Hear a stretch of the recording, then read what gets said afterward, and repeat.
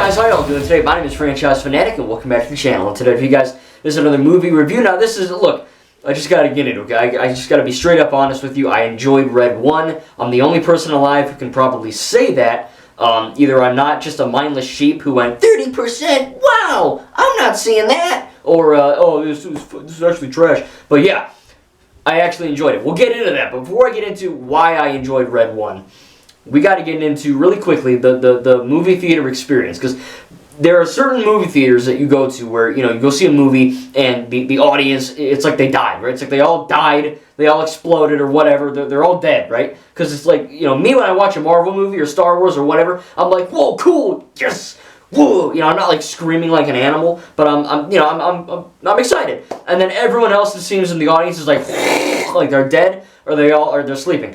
And this movie theater, it was insane. So we get in there, you know. So it was my mom and I. We went, right. So we're in the left side of the theater, and this kid comes up. I don't know how old the kid was. It was like, you know, moderately dark. It was about to play the commercials or the trailers. And this kid sits down next to me, right. Me sitting down, we're just chilling, whatever. And then this other dude comes up, and he's like, "Hey man, sorry, it looks like you're in my seat." And the kid's like, "You misgendered me! You misgendered me! You misgendered me!" And I'm like, fuck, we're gonna die in this movie theater. This is how I die. My last movie is Red 1. And then the kid's like, "Oh, I'm sorry, girl. Whatever. I didn't know." So then the thing walks up and just hightails it out of that theater. So that was the first thing. Never heard someone bitch about being misgendered before. That was new. Second, a bunch of kids came to this movie and they were like, look, I'm going to be a teacher, okay? So I can deal with crazy, stupid-ass kids. But these kids, I swear to God, their parents were either high on Christmas crack or they were just drinking eggnog, because they were literally, every kid in the back, I swear to God, there were like 50 of them. It was like a zoo. They were all, this is a 2-hour-long movie. The entirety of the 2 freaking hours, these kids were going, "Skibbity, where's toilet? Such, oh yeah?" And I'm like, what the fuck? Literally, they were making those noises.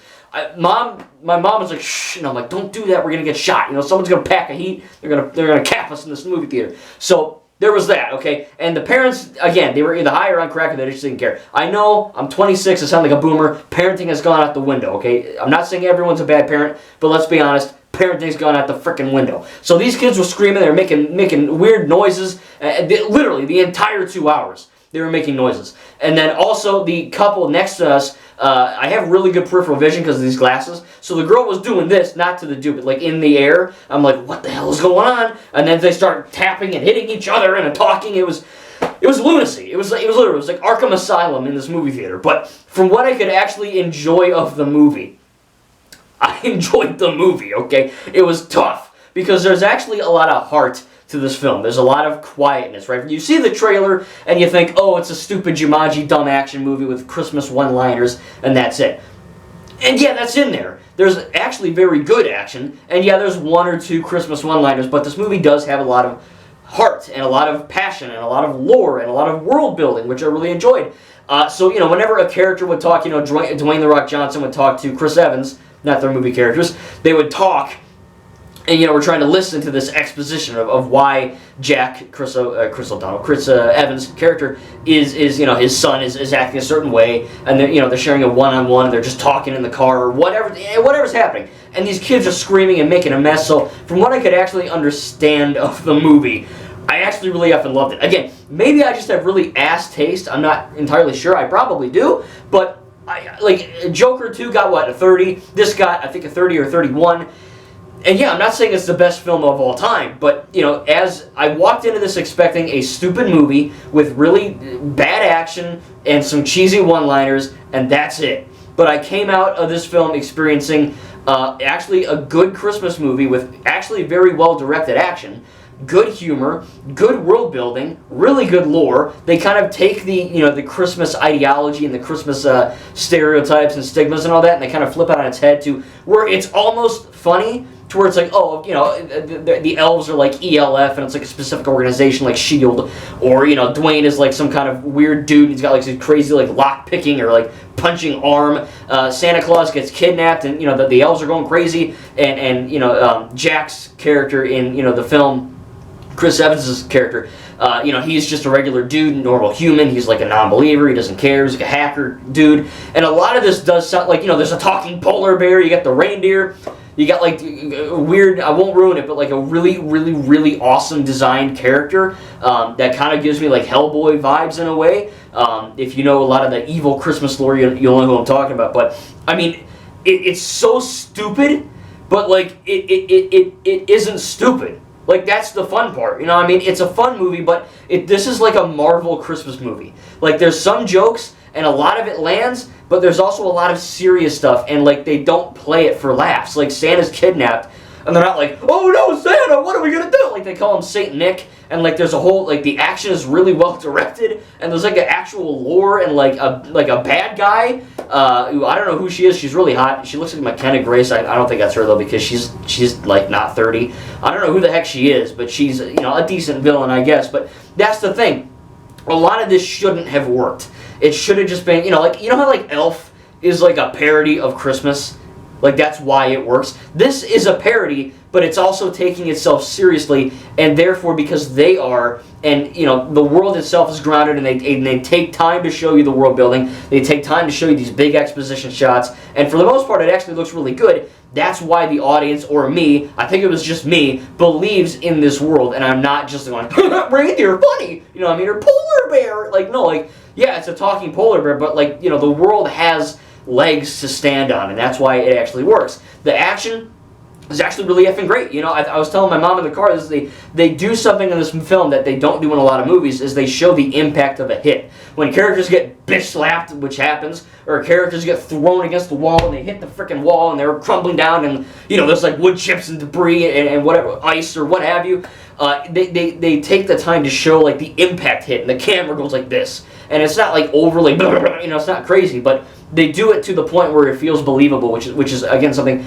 I haven't really seen before in a lot of movies. The humor, this is not a comedy. I would say there are funny moments. I did laugh a good number of times, but this is more of an action film than a comedy. But again, like a Marvel movie, there are some jokes throughout, which I think, for the most part worked pretty much. There's one or two jokes that I didn't like die laughing at, but again, it's not a straight up comedy.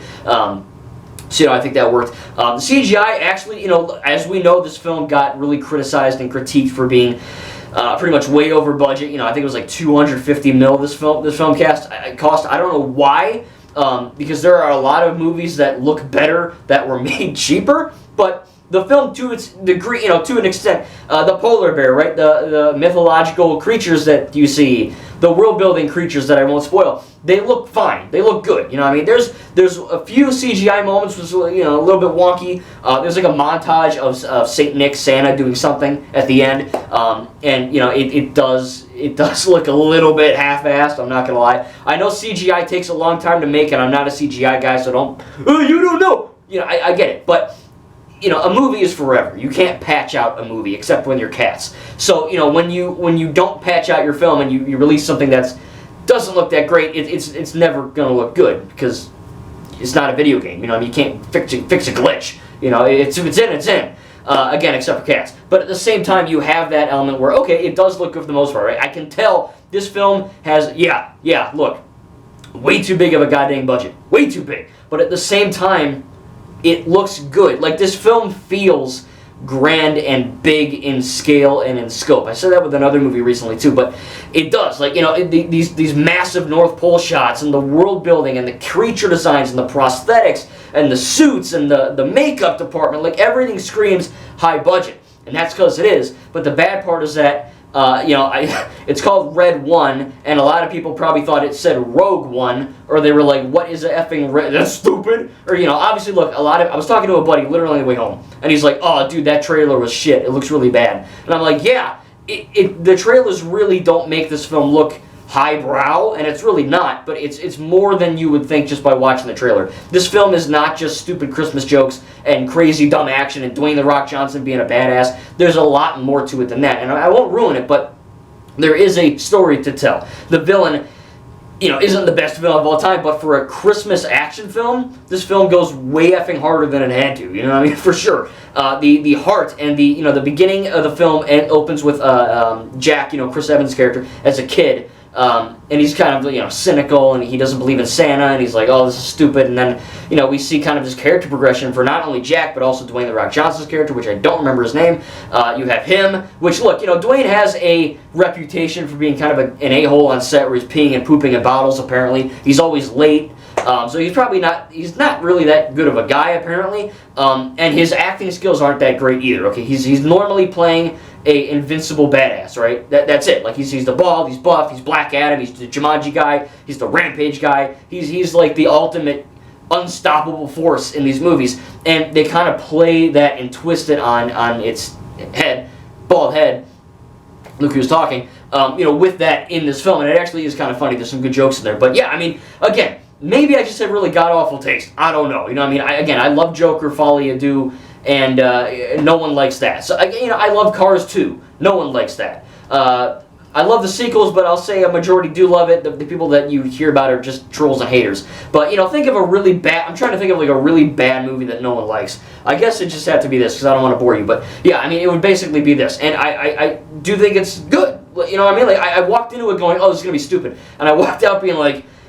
Yeah, I mean, besides, like, the thing next to me and the other thing next to me and the kids up there, and it was just total chaos. From what I could piece together of this film, it was good. You know, like, I really enjoyed it. And, you know, kids, right? Like, kids have the attention span of a grapefruit, and especially kids today, they're either incompetently stupid or they just, again, have no effing attention span. So, you know, when there's action, they're quiet, you know, because they're watching the action. But then when two characters are talking, they're like, nah, nah, nah, nah, and I'm like, I just wanted to go insane. But I think that it was very, very, you know, good for what it was. Again, I haven't really been in a theater that insane. If you have any crazy theater experiences, please tell me in the comments, because I think that'd be kind of funny. But yeah, I mean, again, most movie theaters I go to are like, it's like everyone got shot in the head right before the movie started, and they're all dead, or they're all just instantly sleeping. Although I will say for Madam Web, if you haven't seen my Madam Web review, I remember there was a guy, a big fat ass, sleeping next to me, like snoring, like, and I'm like,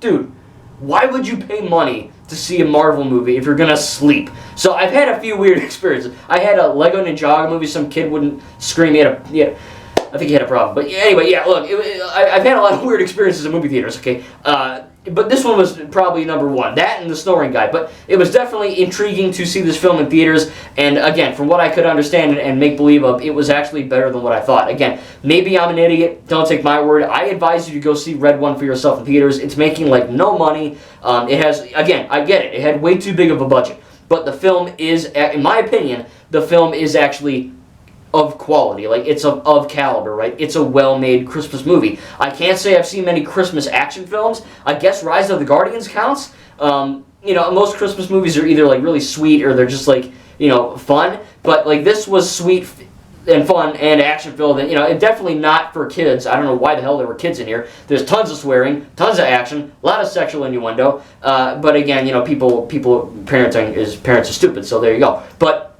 again, I enjoyed it, man. I mean, my only issue would have to be the CGI. Most of it looks fine. There's a few moments where it looked a little bit wonky, especially toward the end. I feel like that might have been like a reshoot or something, or maybe just, you know, I mean, $250 freaking million. It should have looked better in certain instances. But other than that, I mean, it's funny. It's got a lot of great action. Again, like top-tier world building that I didn't expect a Christmas action movie to have, that probably shouldn't have had. It's got really good, you know, creature design and good makeup effects. Not makeup like women makeup, but like, I can't ruin the character, but there's certain like mythological creatures in this that have real, practical, concrete, you know, prosthetics on, and they look really, really great. Again, some of the CGI looks really good for the most part. The polar bear looks good. He's not in it a whole lot, but, you know, I think that the story between Jack and his son is really great. I think the Rock actually has a good character arc as well, which normally he doesn't have that many in his films. So yeah, I feel like they really took the time to showcase why this is an important film and why it's not just silly, dumb action with a few jokes. You know what I mean? Like, the world takes itself seriously. And because it's so outlandish and so effing crazy, we then, at least I took it seriously because of the stakes and because of the world building and the good writing. Nothing woke. It was actually a good film through and through. It's a fun, solid PG-13 action Christmas film. If you have a teenager or an adult or I guess an older kid that is fine with it. I mean, it's not the most brutal film ever, but it's not like a all ages Christmas film for the whole family. You know what I mean? It's more raunchy and violent than you would think, but it definitely is a lot of fun, and it's got some really good action. Again, actually like a lot of heart. Obviously, I didn't cry or tear up, but there's a few moments in there where I'm like, oh, they really took the time to write for these characters and not just have them be one note, two-dimensional people. Santa's great. J.K. Simmons is good as Santa. I'm not going to ruin what happens there, but it's pretty good. There's a final boss in this film that looks straight up just like Margit, the Fell Woman from Elden Ring. I think that might be illegal. That I think they copyrighted that. I'll have to do some research because it genuinely looks like Margit from Elden Ring. If you don't know who that is, Google it. It's really. I think they either AI'd it or they just looked at Elden Ring and was like, do that! So I don't know, but whatever. Again, no one is going to see this movie. You probably will not see this movie. I'm just going to be straight up. You're probably not going to see this film. Even though I'm going to tell you to see it, and I think it's very good, you're probably not, right? This movie's making beans for money, and I think that, it's a really stupid decision not to put it out in December, because it is a Christmas film. I don't know why they put it out in middle November, but what are you going to do? But yeah, again, at the end of the day, look, no one's seeing it. You're probably not going to see it, but I do advise you to. If you have some spare cash, I know movies aren't cheap, but they're not the most expensive thing ever. If you're looking for a dumb, fun time with actually, good like writing and like thought, when I say dumb, it's not like Oppenheimer smart, but like it's more highbrow than what you would think. And I think that it really does, hold its own in the Christmas catalog, man. I'm going to get this on Blu-ray for sure. I had a lot of fun. The theater experience was also pretty insane, as I said, but that was like a second movie. It was a movie on top of a movie. And I really enjoyed it, though, man. But tell me down below in the comments what you think about Red One. If you've seen it, I know you didn't, but just, I don't know, make something up. And again, do you have any crazy theater experiences? If so, tell me down below. We'll talk about it. Hope you guys enjoyed. Make sure to like and subscribe. Thank you guys, and we'll see you in the next video.